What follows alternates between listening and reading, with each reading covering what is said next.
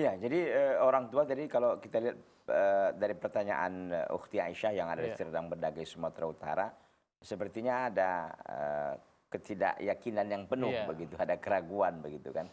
Berobat dengan ruqyah syar'iyyah, karena ruqyah itu ada dua, ada ruqyah syirkiyah, ada ruqyah syar'iyyah. Tapi beliau tadi mengatakan ruqyah syar'iyyah. Ini bagus sebenarnya kan, berobat dengan ruqyah syar'iyyah dengan ayat-ayat Al-Qur'an yang dibacakan kepada orang yang sakit atau kita sendiri melakukannya. Tapi tadi orang tuanya mengatakan, alah sama ajanya berobat ke sana pun gitu-gitu juganya, kan begitu ya. Jadi ada semacam unsur apa ya, apa namanya ini, unsur pesimisme betul, atau ada semacam keraguan-raguan, begitu. Nah, kalau yang ditakutkan tadi, oh itu nanti bisa jadi doa, apakah itu iya, bisa dianggap doa?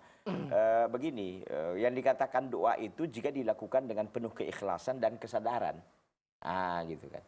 Ketika memang orang tua melihat anaknya ini membangkang, durhaka kepadanya, lalu orang tua pun berdoa kepada Allah dengan penuh keikhlasan dia berdoa itu, dan memang kesadaran.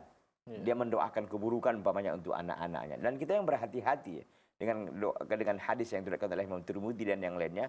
Kata Nabi sallallahu alaihi wasallam, "Thalathu da'awatin mustajabatin la syakka fihinna." Ada 3 doa yang akan diijabahkan tanpa ada keraguan-raguan di dalamnya. Pertama, da'watul walid liwaladihi, doa seorang ayah atau seorang orang tua kepada anaknya. Kemudian dakwatul musafir, doanya orang yang sedang musafir, dan dakwatul mazlum, doanya orang yang sedang dizalimi atau doa orang yang terzalimi. Intinya menjadi saksi bahasan kita di sini adalah dakwatul walid liwaladihi, dakwah orang tua terhadap anaknya.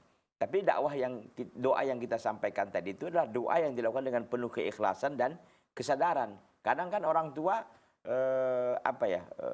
memakilah, kita katakan begitu, iya, anaknya, tapi dengan emosional gitu, dan tidak ada keikhlasan karena palak saja sebenarnya gitu kan. iya, Palak mungkin membangkang anaknya, lalu didoakanlah, ya mudah-mudahan kau begini, mudah-mudahan kau begini, dan segala macam begitu kan.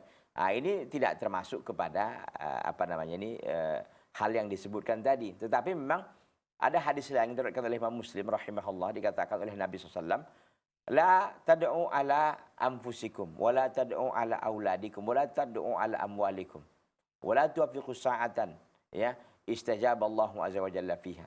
Kata Nabi SAW, janganlah kalian mendoakan keburukan untuk harta kalian, untuk diri kalian, untuk anak kalian, dan untuk harta kalian.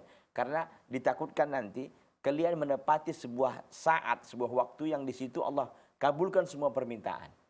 Itu memang kita harus berhati-hati di situ. Makanya orang tua walaupun marah semarah-marahnya, hendaknya memang selalu menjaga lisannya. Menjaga lisannya, bahkan kata ulama sebagian salaf mengatakan selalu orang tua itu mendoakan yang kebaikan. Maka saya teringat dengan kisahnya Syekh Abdurrahman As-Sudais yang sekarang ini adalah Imam Masjidil Haram. iya, Dulu katanya beliau waktu kecil suka main keluar, lasak begitu namanya anak-anak. Lalu didoakan oleh ibunya mengatakan, wahai Imam Masjidil Haram, padahal belum, dia masih anak kecil gitu. Tapi begitulah Allah SWT memberikan taufik ya kepada beliau, ya akhirnya beliau sekarang ini kan menjadi salah satu imam di Masjidil Haram dan iya, terkenal.